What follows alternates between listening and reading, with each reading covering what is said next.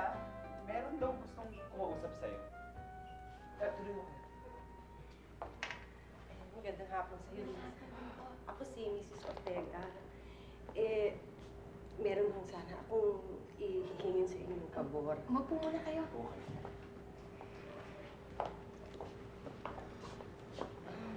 Ano po bang kailangan niyo po sa akin?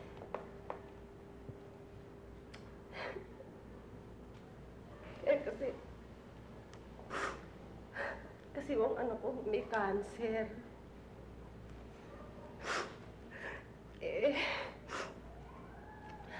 Baka hindi na kasi magtagal ang kanyang buhay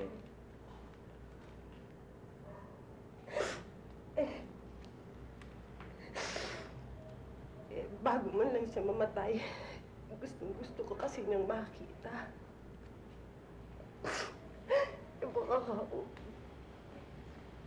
Baka ako pwedeng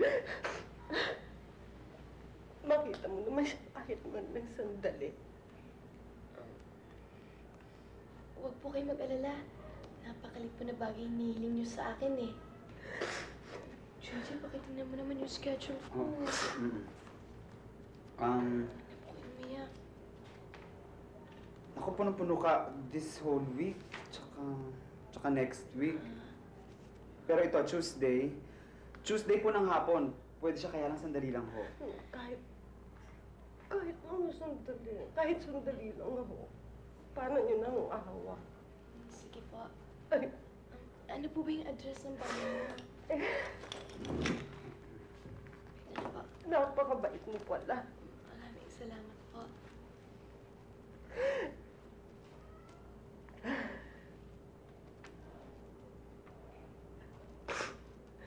Maraming salamat sa'yo, Luisa. Sa Martes ho. Salamat din po. Sa Napakabait Martes, mo palang bata. maraming salamat po. Kaya sandali lang ho, ha. Salamat naman, pinagbigyan mo ko. Akala ko kung sinong dadalawin ko. Ikaw pala. Ito, para sa ito. Dito na lang. Ang gaganda ng mga girlfriends ko, no? Yan si Aida, si Lorna, at si Faye. May sense of humor ka pala. Alam mo, sa school namin, ako lagi ang class clown. Huh? Ako ang bida lagi sa mga comedy plays namin. Mabuti ka pa. Kaya ako nga nahihirapan ako sa ginagawa kong pelikula ngayon eh. Comedy kasi. Hindi kung gusto mo, tutulungan kita. Pero di ba? Huwag mong isipin yun. Pag nakikita kita, mawawala lahat ng mga sakit ko sa katawan.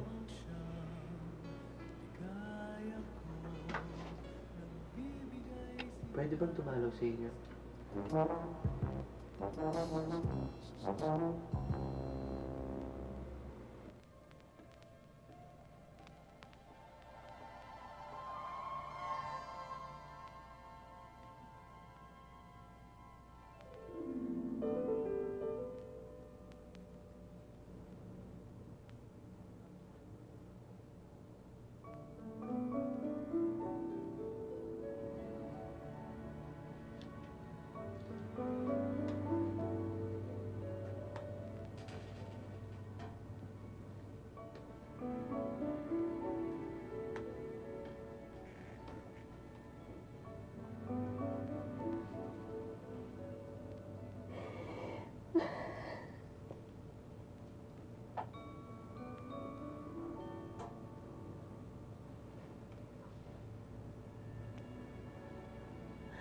Diyos ko.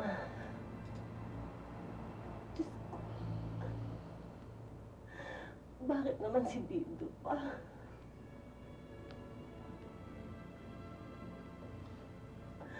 Bakit si Dindo pa? Ginawa mo na nga sa akin si Eddie. At iba naman si Dindo.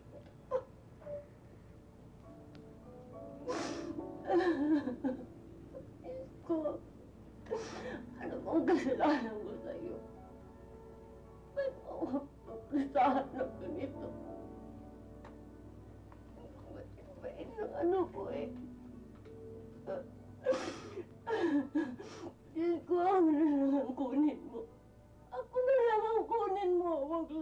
anak ko.